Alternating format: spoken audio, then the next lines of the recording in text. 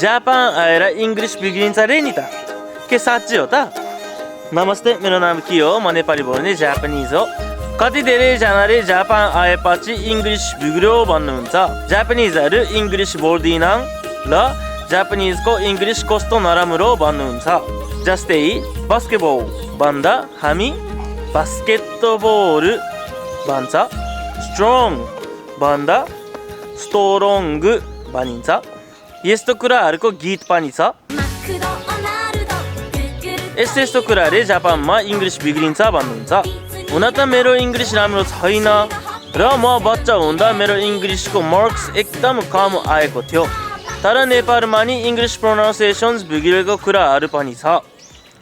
अहिले भनेको जस्तो मेरो इङ्ग्लिस राम्रो छैन र नेपालको इङ्ग्लिस नराम्रो भन्नु खोजेको पनि होइन। हाम्रो भन्दा प्राय जस्तो नेपालीको इङ्ग्लिस धेरै राम्रो छ। सबैभन्दा सुरुमा म नेपाल गएको बेला पसलमा स्प्राइट अर्डर गर्नु खोजेको।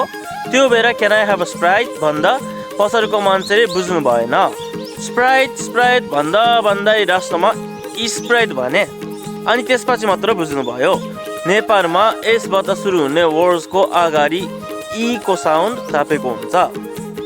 जस्तै स्कुल, स्टुडेन्ट, स्टडी, स्ट्रबेरी। अनि म कोभिड सुरु हुँदा नेपालमा बसेको थिएँ। त्यो बेलामा सबले मास्क लगाउनु भन्नुभएको थियो। म त नबुझेर MAX मास्क पो बुझेछु। यस्तै नेपालमा पनि इङ्ग्लिस एक्सेन्ट अलि फरक हुन्छ। प्रोनाउन्सिएसन चाहिँ अरू राम्रो बोलेको मान्छेको कुरा सुनेर आफै पनि त्यही मान्छेले बोल्नु भएको जस्तो एक्ट गर्यो भने इम्प्रुभ हुन्छ जस्तो लाग्छ। त्यो चाहिँ इङ्ग्लिसमा मात्र नभएर अरू भाषामा नि हो। र जापानमा इङ्ग्लिस बिग्रिनेको अर्को कारण चाहिँ त्यति धेरै युज नभएर हो। जापानिज बोल्दा पनि कहिलेकाहीँ इङ्ग्लिसमा पनि बोल्नु भयो भने बिर्सिँदैन जस्तो लाग्छ।